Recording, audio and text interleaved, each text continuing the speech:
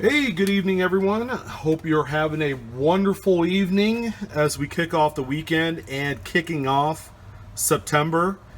This is the final, I would say, video of August and ultimately the final few videos of the summer. I always treat August 31st as like the official end of the summer, even though these hot, stinky, days keep on going into probably October. But anyways, enough of that. Today we're going to talk about the quote-unquote gray sheet. What exactly is it? How does it affect the amount of money that you receive from a dealer, whether it's at an LCS or a show? Some of you that have tried to sell your coins have seen the dealers pull out something that looks like this. It looks like a miniature newspaper / newsletter. It's called the Coin Dealer Newsletter. This is what they call in the business the gray sheet. It's a comprehensive sheet that, let's say if you're going to sell your coins, and I'm going to use this coin as an example, this slabbed 1925 peace dollar. If I were to walk into a coin store and try and find a valuation to sell this coin, okay, obviously a dealer isn't going to know off the top of their head how much they're going to give you, unless they're going to give you spot price for the silver. Then they'll just give you that. But it's a slab piece, and generally they command a little bit more money in mint state grades. But the dealer will pull out something called a gray sheet, which is simply the Coin Dealer Newsletter. And what it is it gives dealers a baseline based off of the current market conditions of how much they should give you for that coin. Now, it's a little confusing, but if I were to come up close here, this is US gold.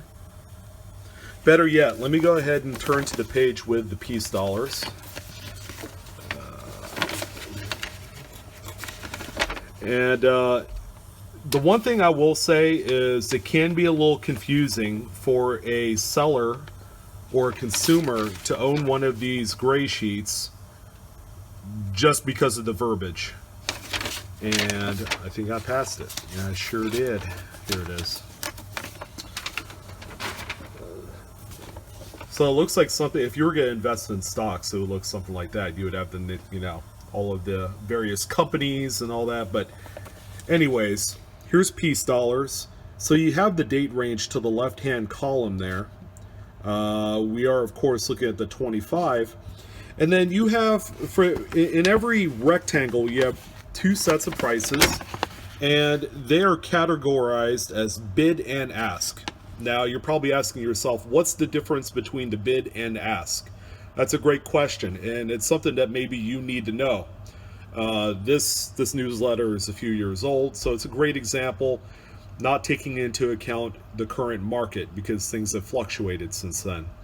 So if we are going to look at the bid price of an item from a dealer's perspective, it's typically what would be classified as the least amount of money that they will sell that coin for.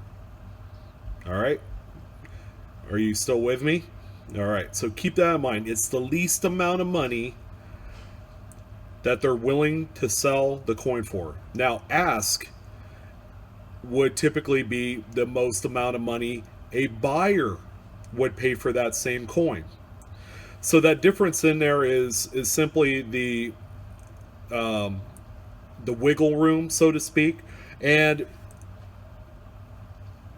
dealers will typically use the gray sheet as kind of a baseline. By no means do they go by bid on every single transaction, because again, the market fluctuates.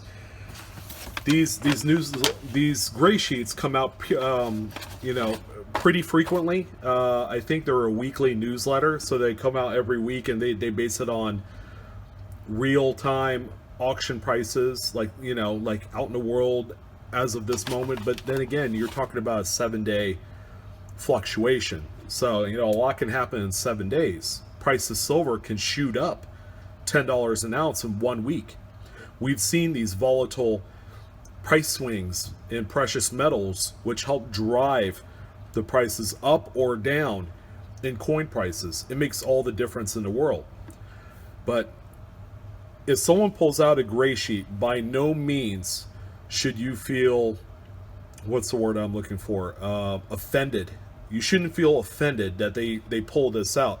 Some people I know, get offended when they bring in a rare coin to try and sell at a dealer or a show, and they pull out a gray sheet and they're like, hold on here. I have a coin that's worth many thousands of dollars, and you're gonna pull out a gray sheet and tell me it's $800?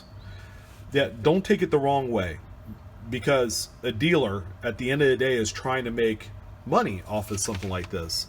So again, we have our 1925 piece dollar. Okay, that's a Mint State 61, and the left-hand column is VG.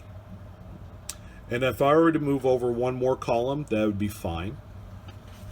And you would be here at VF, where it says 31 to 33. And it goes up from there. You have XF, AU. All right, so if we were to, because it jumps up from Mint State 60 to 63, and that's just kind of like the market standard for pricing. Again, a gray sheet for a consumer makes no sense at all, because the pricing isn't like real time for us as being buyers.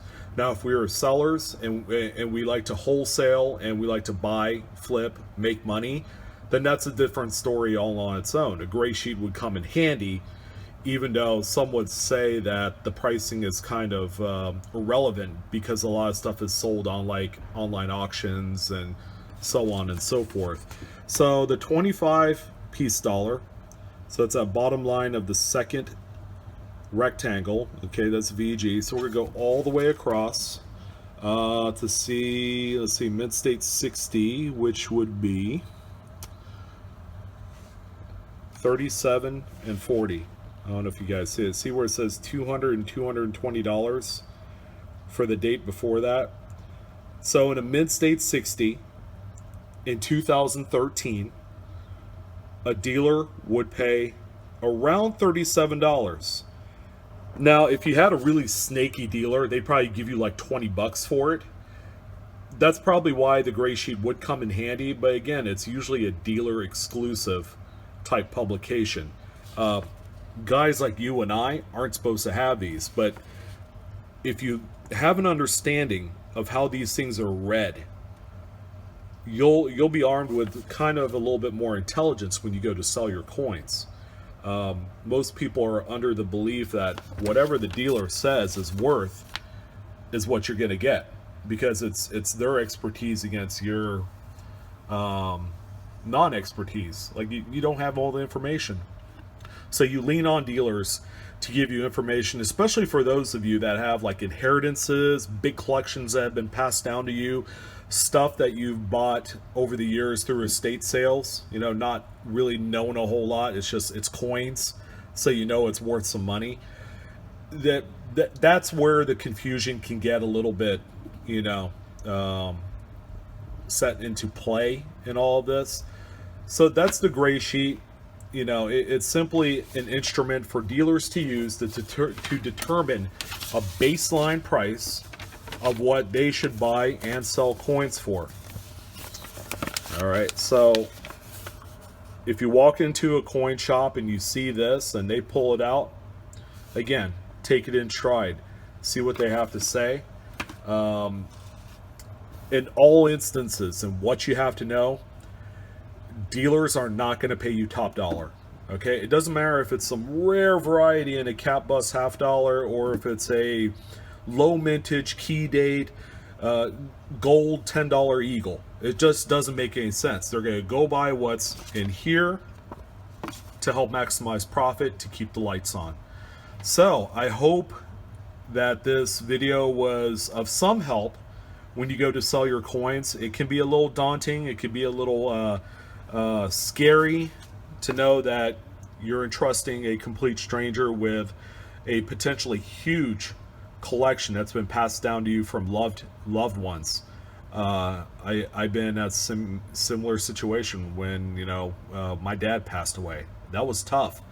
I had to learn pretty quickly what all of those coins were worth. But in the grand scheme of things, I think I did okay today.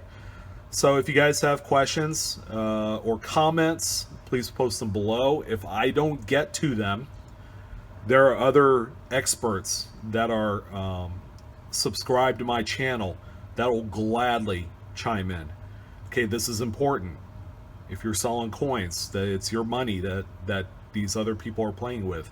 So you want to make sure that you get the most most bang for the buck, essentially. And if you like the content, hit the like button. Okay, that's what it's there for, and I do appreciate your guys' time. Yeah, subscribe to my channel if you haven't done so already, and you know what? I'll see you on the next video. Thank you again for tuning in on this one, and yeah, coin collecting, there's nothing funner out there. Well, except maybe going to a drag strip or, a wrestling event. I don't know. But anyways, I'll talk to you guys soon. Have a wonderful evening, and I'll see you next month.